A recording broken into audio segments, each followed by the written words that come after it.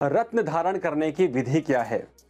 कौन सा रत्न कौन से धातु के साथ धारण करना चाहिए और रत्नों की मियाद क्या होती है?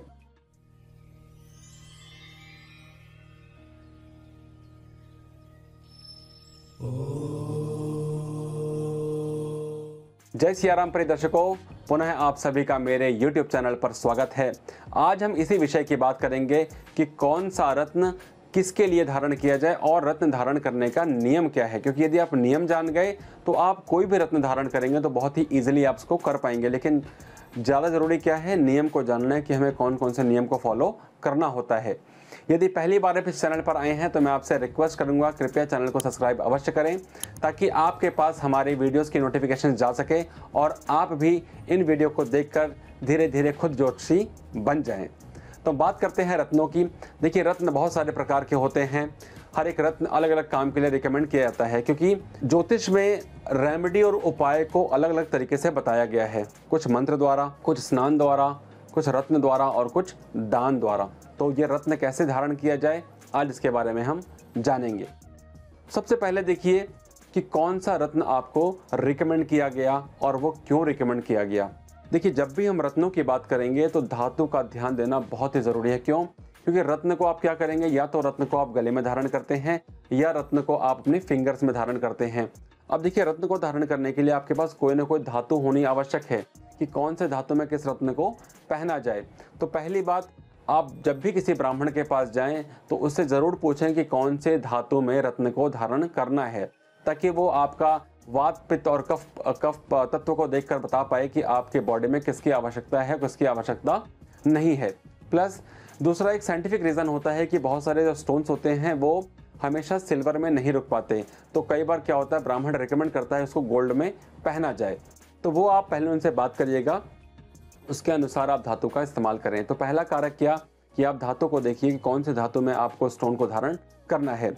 दूसरा, जब हम रत्नों की बात करते हैं, फॉर एग्जांपल यदि आपको किसी ने कोई रत्न रिकमेंड किया, रत्न का काम क्या है, रत्न में हमने बोला उस पर्टिकुलर प्लैनेट के लिए जिसके लिए उस पर रिकमेंडेशन आई है, उसके तत्व उस रत्न में मौजूद हैं और वो आपके बॉडी में काम कब करेंगे, जब आपकी बॉडी में टच करें। तो करना क्या है, जब भी आप कोई अंगूठी बनवाई जाए या कुछ भी बनाई जाए तो उसका हमेशा ध्यान रखिएगा कि अंगूठी का नीचे का हिस्सा हमेशा ओपन हो, ताकि वो स्टोन आपकी बॉडी को, आपके फिंगर्स को टच कर सके।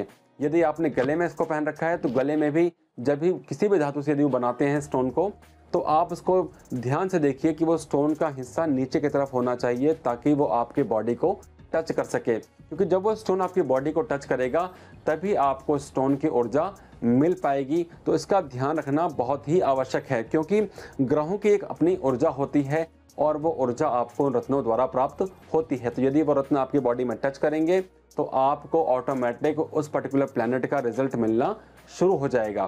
तो ये था हमारा दूसरा कारक। तीसरे कारक की बात करते हैं कि कई बार ब्राह्मण बोलते हैं कि रत्न तो हम ले आए, इसका शुद्धिकरण कैसे होगा, इसका प्राण प्रतिष्ठा कैसे करना है।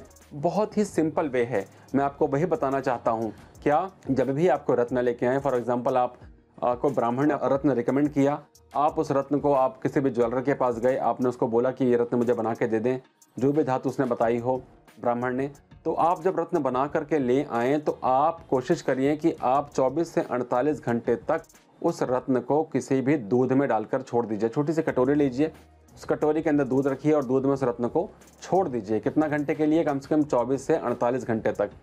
दूसरा उपाय कहता है कि यदि आप दूध का इस्तेमाल नहीं करते तो कच्चे लस्सी का इस्तेमाल करिए। कच्ची लस्सी क्या होती है? जो दूध उबला नहीं हो, कच्चा दूध हो, उसमें पानी मिला करके आप किसी भी छोटी सी बाउल में लेकर के उन अंगूठियों को या रत्नों को डाल सकते हैं। उसको 24 से 48 घंटे तक उन कटोरी में डले रहने दीजिए। अब ये कटोरी रखनी कहाँ पर है? इस कटोरी को आप या तो मंदिर में रखिए या ऐसा स्थान जो पवित्र स्थान हो, जो मैला या दूषित नहीं हो, उस जगह पर इसको रखिए। अब जब देखिए आपका 24 से 48 घंटे कंप्लीट हो गए हैं, तो 24 से 48 घंटे के बाद आप उस पर्टिकुलर डे को देखिए कि जिस दिन बेसिकली उस ब्राह्मण ने या उस ज्योतिषी ने आपको रिकमेंड किया है कि ये आपको पहनना है, तो उससे ठीक 24 से 48 घंटे पहले इसको आप दूध में रख सकते हैं या कच्ची लस्सी में रख सकते हैं। अब जिस दिन आपको ये स्टोन पहनना होगा, तो देखिए ये था हमारा तीसरा कारक चौथा कारक, जिस दिन आपको स्टोन पहनना हो तो कोशिश करिए उस दिन सुबह मंदिर जरूर होकर के आएँ, भगवान से आशीर्वाद जरूर लेकर के आएँ। यदि मंदिर नहीं जाते तो कम से कम एक माला जप या पाठ या जिस भी देवी देवता को आप मानते हैं, जो भी आपके कुल के देवी देवता हैं, उनका नाम स्मरण अवश्य करें।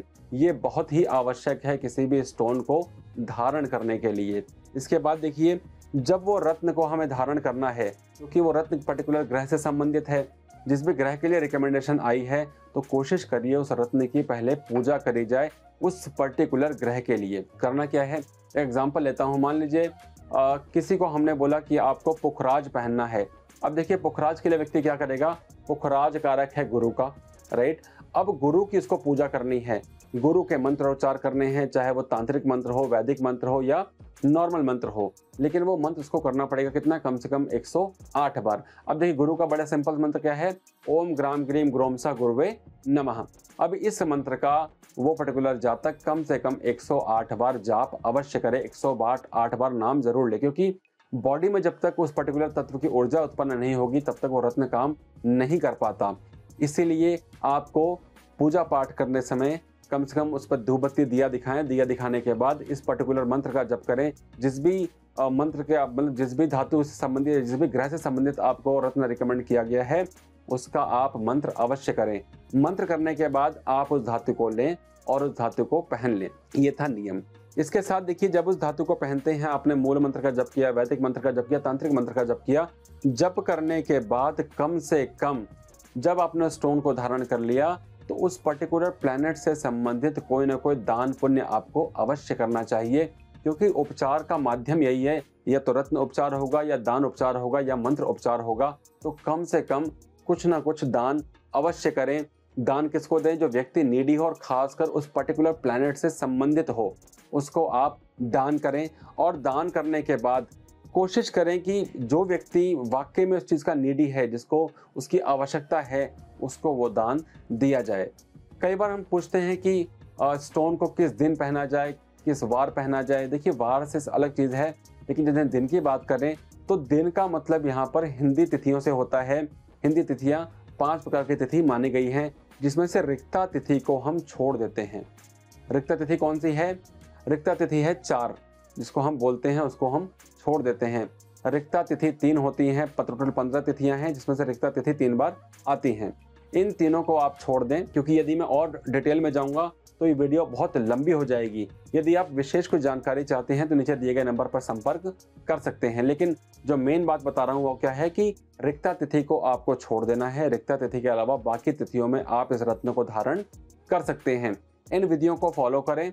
फॉलो करने के बाद आप रत्न को धारण करें, और रत्न को धारण करते हुए ये आपको फील करना है कि अब ये रत्न मेरे लिए काम कर रहा है और मेरे जो बिगड़े काम अपने आप बनने प्रारंभ हो गए हैं। जिससे भी संबंधित आप चीज़ों को करना चाहते हैं, उससे पहले ही आपको पॉजिटिविटी इसमें डालनी है, ताकि वो रत्न आपके लिए काम कर सके।